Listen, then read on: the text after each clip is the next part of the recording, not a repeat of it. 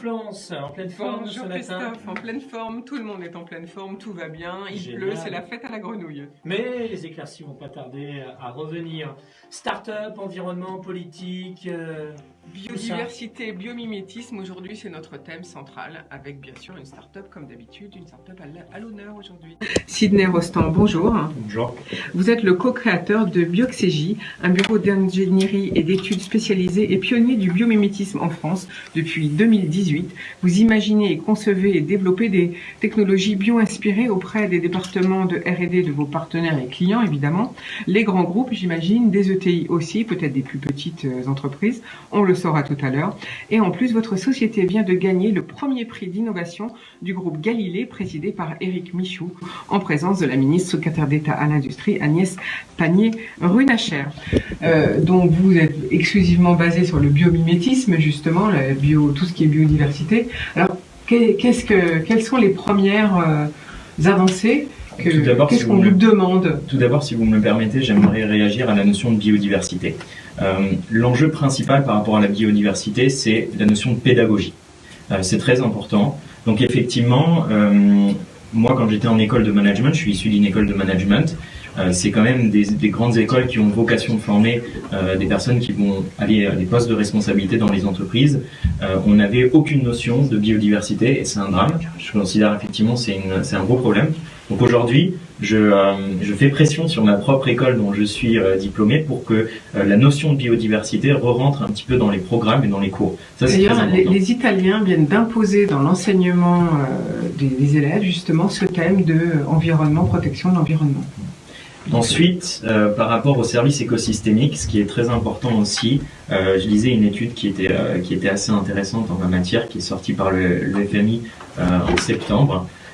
Ce dont on ne se rend pas forcément compte, c'est qu'il y a ces services, on parle souvent de replanter des arbres pour compenser le carbone. Souvent, il y a des espèces qui rendent des services par rapport à la captation de carbone dont on ne se doute pas. Cette étude du FMI qui est sortie il n'y a pas longtemps, c'était justement s'intéresser aux baleines. Ce qu'il faut savoir sur les baleines, c'est que c'est des grands migrateurs. Ils déposent par leur matière fécale du fer notamment, qui nourrit le phytoplancton. Donc c'est le plancton végétal. C'est des micro-organismes et ces micro-organismes-là captent des milliards de tonnes de CO2 et sont souvent, je pense que c'est 40% du CO2 qui est capté par les phytoplanctons. Donc ça vous laisse imaginer par rapport aux arbres ce que ça représente. Mais on ne s'en doute pas en tant qu'espèce humaine. Et donc pour simplifier, finir là-dessus, moi je recommande un reportage qui a été extraordinaire, qui a été fait par Arte, qui est extrêmement accessible, qui dure pas très longtemps, je crois une demi-heure. Il me semble qu'il a été réalisé en partie avec l'aide du chercheur Franck Courchon, qui est du CNRS. Ça s'appelle Une espèce à part. Et finalement, ça remet en perspective la place de l'homme par rapport à l'ensemble de la biodiversité. C'est extrêmement accessible et je pense que c'est un reportage que tout le monde devrait voir pour comprendre très simplement, au-delà des rapports qui sont peut-être parfois un peu complexes, la notion de biodiversité. Par rapport au biomimétisme maintenant. L'objectif du biomimétisme, c'est extrêmement simple. Bon, votre expert le disait tout à l'heure. Dame Nature équipe toutes les espèces. Effectivement l'homme, mais tout le reste de la biodiversité, pour faire face aux éléments et pour faire face à leur quotidien. Et donc c'est un ensemble de fonctions extrêmement sophistiquées et surtout éprouvées par les mécanismes de l'évolution, c'est-à-dire perfectionnées. Et en plus de ça, sobre dans leur fonctionnement, il y a une notion de parcimonie, Alain le disait tout à l'heure. Et donc le biomimétisme, c'est ni plus ni moins que d'aller tirer ces enseignements formidables pour créer des nouvelles technologies. L'enjeu et la raison d'être d'une entreprise comme Bioxégie est extrêmement simple. C'est que resynchroniser la recherche fondamentale, donc la recherche en biologie, et l'économie, on parlait aussi tout à l'heure de macroéconomie, c'est extrêmement complexe. Pour qu'une entreprise se saisisse du sujet de la biodiversité et profite de l'opportunité que représente le biomimétisme, il faut lui rendre accessible. Donc nous, c'est très simple, on a une approche projet pragmatique, on est un bureau d'ingénierie, ni plus ni moins. Et c'est aussi pour ça que ça a été fondé par à la fois des ingénieurs et des diplômés d'école de management.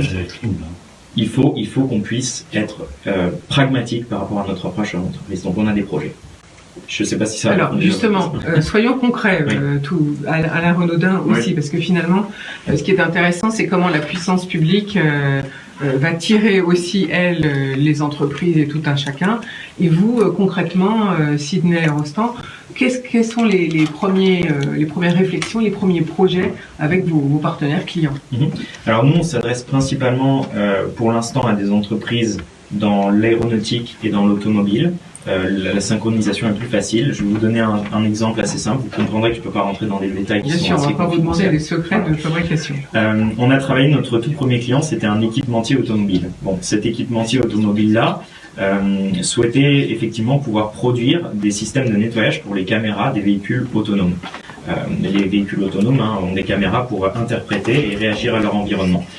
Problème, c'est que ces caméras-là, ces systèmes de nettoyage sont extrêmement consommateurs en eau, tout simplement pour les nettoyer. Et donc, ils nous ont missionné, enfin c'est nous-mêmes qui on s'est missionné par rapport à eux, d'aller chercher des alternatives, justement dans la nature, qui permettent de consommer moins d'eau.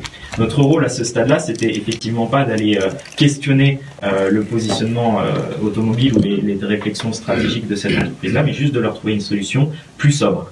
Donc on est allé s'intéresser ce qu'on appelle les membranes nictitantes des camélidés, donc c'est les chameaux et les dromadaires. Les membranes nictitantes, c'est les troisième paupières qui sont, vous le voyez très bien chez les chats, ces membranes, voilà, ces membranes un peu blanches. Chez l'homme, c'est atrophié, mais il y a une grande partie de la biodiversité des animaux qui en ont, les oiseaux, les amphibiens, en ont aussi. Et ces membranes nictitantes chez les camélidés sont extrêmement efficaces parce qu'elles doivent lutter en fait tout simplement contre des particules très fines dans le sable et des tempêtes de sable aussi. Et en même temps, les camélidés, les chameaux, les dromadaires doivent conserver un maximum de leur humidité. Pour tout simplement, c'est une question de survie. Donc on savait que leur système lacrymal serait aussi très intéressant. Et donc, c'est là où je peux évidemment pas rentrer dans les détails industriels, mais on est allé s'inspirer de ces espèces-là. On est allé aussi comprendre le mécanisme de façon plus fine auprès de l'expert français des camélidés pour comprendre comment on pouvait faire du rétro-engineering, c'est-à-dire transférer ce système biologique dans toute sa complexité, glande lacrymale, système musculaire pour l'activer, la pression qu'exerce la membrane sur le globe oculaire, etc., et la composition de cette membrane-là, et on a dû le transférer, donc c'est là où l'ingénierie est très importante, dans un modèle industriel viable. C'est ça la plus grande difficulté du biomimétisme. Comment je crée un système industriel qui répond à l'objectif consommer moins, mais qui soit aussi accessible au niveau de sa gamme de prix et fiable parce que c'est un équipement automobile. Donc voilà pour vous donner un exemple de ça. C'est un exemple. Vous avez pris l'automobile. Quels sont les autres projets? Dans quel secteur d'activité avez-vous des projets? Alors aujourd'hui c'est très simple. Mobilité, qu'elle soit de la mobilité ferroviaire ou automobile, et aéronautique. C'est nos secteurs principaux. Oui. Cela dit, on commence à interagir de façon beaucoup plus forte ces derniers temps avec le secteur des biens de consommation et du luxe. C'est très important, c'est des questions sur les matériaux aussi. Mais ça touche, en fait, c'est ça aussi la beauté du biomimétisme, ça touche vraiment tout. Quel que soit l'enjeu, quelle que soit la problématique technologique auquel une entreprise fait face, on peut y répondre, on peut essayer d'y répondre et on a des bonnes chances pour se faire grâce à la nature. Nicolas, les sociétés humaines dépendent de la biodiversité. Alors, on parle de biomimétisme, en réalité l'homme fait du biomimétisme depuis tout le temps, l'agriculture en est un exemple. On s'est inspiré de la nature pour produire de mieux en mieux, de plus en plus bon, etc. Mais en fait, je pense qu'il y a quand même une étape supplémentaire à franchir, qui est de dire, puisque je dépends de la biodiversité, qu'est-ce que je fais moi qui profite de cette biodiversité pour la préserver et pour concourir à l'arrêt de son extinction. Et je pourrais poser la question, c'est-à-dire que quand on copie la nature, finalement, on utilise en quelque sorte, entre guillemets, un brevet qui a été produit par la nature. Mais on ne rémunère pas ce brevet comme on le ferait si ça avait été une entreprise qui avait produit la même chose. Alors, vous parlez des chameaux, donc par exemple les chameaux, bah oui, mais qu'est-ce que vous faites en fait? C'est une excellente question, je suis content que vous me la posiez. Alors déjà, la première chose, je vais vous le donner, c'est le plus évident, c'est que l'impact au niveau des consciences avec des gens avec lesquels on travaille au sein des entreprises, c'est le premier gain. Il est très modeste certes, mais c'est le premier gain. C'est-à-dire que quand vous travaillez avec un ingénieur, avec les équipes R&D de nos clients, et que vous lui faites comprendre que la raison pour laquelle il améliore son produit aujourd'hui grâce à la nature, c'est une espèce en particulier et que cette espèce-là est en danger, ça permet déjà de faire prendre conscience à ces personnes-là. Et c'est la première victoire. La deuxième, et ça je vous parle bien d'un objectif. Je vous rappelle, Bioxégie il y a 2 ans, donc on est encore extrêmement modeste, mais ça fait partie de nos plans effectivement par rapport à ça. Et c'est la raison pour laquelle, éthiquement, nous, on a créé cette entreprise Bioxégie. C'est tout simplement parce qu'on espère à terme pouvoir justement collaborer avec des organismes comme le vôtre pour faire en sorte qu'une partie de la valeur économique créée par des nouveaux projets bio-inspirés, biomimétiques, soit redistribuée justement de la protection des espèces dont ils sont allés s'inspirer. Pour l'instant, je le répète, ça reste un objectif et un rêve, une aspiration pour Bioxégie, mais c'est déjà ça, c'est que nous, on va essayer, dans notre développement, de tendre vers ça. Je réponds à votre question qui est tout à fait légitime et je comprends bien, un peu provocatrice, mais on essaye effectivement de tendre vers là. Je vais vous raconter une histoire. Moi, quand j'ai quitté, quand j'ai créé Bioxégie, je quittais un grand constructeur de luxe automobile allemand. Je quittais un salaire confortable, je quittais une belle voiture de fonction et je quittais des très belles perspectives de carrière. Pour me lancer aujourd'hui dans une aventure où je ne me paye pas, que je fais de façon vraiment... je suis bien intentionné, mon équipe l'est, et aujourd'hui, ce dont on a besoin, c'est pas des effets moralisateurs. On n'a pas besoin d'effets vindicatifs. Ça braque tout le monde. Nous, ce dont on a besoin, quand je dis nous, c'est Bioxégie, mais tout l'écosystème du biomimétisme, c'est justement de l'aide de la part du monde scientifique, de la part des biologistes. On n'a pas besoin de méfiance. Moi, je me suis heurté aussi souvent à de la méfiance. On doit aussi faire l'intention qu'on va apporter. On n'est pas parfait non plus. C'est pour ça que nous-mêmes, nous, Bioxégie, on le fait vraiment tout le temps. On essaye de se placer dans une humilité. On écoute tout d'abord ce que les chercheurs ont à nous dire sur l'étude et sur les espèces qu'ils étudient et qu'ils aiment. Il y a vraiment un effet de passion. On essaye de se prendre aussi de passion pour cette même passion qu'ils ont pour l'espèce qu'ils étudient, et on essaye de transmettre et de créer une courroie de transmission vers les entreprises. Mais je dis bien, c'est pas facile, et nous on a besoin de toute l'aide. C'est extrêmement complexe. On a besoin d'aide là-dessus. C'est pas facile de travailler entre entreprises et chercheurs. On a du mal à se comprendre entre ingénieurs et chercheurs. Et c'est toute, si vous voulez, la subtilité du métier qui est le nôtre. C'est d'arriver à orchestrer, parce que c'est vraiment ça, orchestrer des compétences qui sont vraiment très différentes entre un biologiste, un ingénieur, un manager de projet, un chercheur en recherche fondamentale ou en recherche appliquée. C'est des disciplines qui sont tellement différentes qu'il y a une musique à créer. C'est un orchestre très spécifique.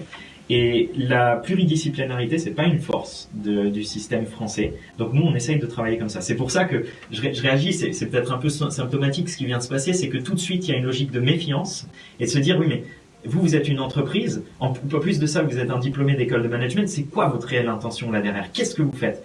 Et nous, on a besoin d'aide. Alors, on essaye de se justifier justement, et je vais finir sur une chose qui est très importante, c'est que Alain parlait à juste titre de cette double entrée auprès des entreprises RSE, donc développement durable, et l'entrée R&D. Aujourd'hui, le choix stratégique qui est fait par Bioxégie, c'est de rentrer plus par la porte de la R&D. Pourquoi? Parce que c'est là que les entreprises sont les plus réactives. Je veux chercher un produit qui est plus compétitif, qui me démarque de ma concurrence, qui me met en avance sur mon marché. Ça, c'est la réactivité de l'entreprise. Donc nous, on rentre par cette porte-là, et le biomimétisme se prête parfaitement à ça. Les espèces développent des fonctions très sophistiquées. Mais ça ne nous empêche pas, dans un second temps, de façon subtile et parfois même de façon un peu cachée par rapport à nos clients, d'aller chercher avec nos partenaires et avec les chercheurs avec lesquels on travaille de la soutenabilité, les logiques les plus soutenables possibles, quitte à le faire découvrir sur le fait à notre client qui se dit « Ah ben tiens, c'est vrai, j'y avais pas pensé, c'est pas si mal ». Il se serait peut-être braqué si on lui avait dit d'entrée de jeu, mais quand on lui met sur le fait d'une logique de soutenabilité dans une innovation, ça passe très bien. Et donc vous comprenez qu'il y a une subtilité à avoir là derrière. C'est pour ça qu'on a besoin vraiment de toutes les forces vives dans une bonne logique de cohésion.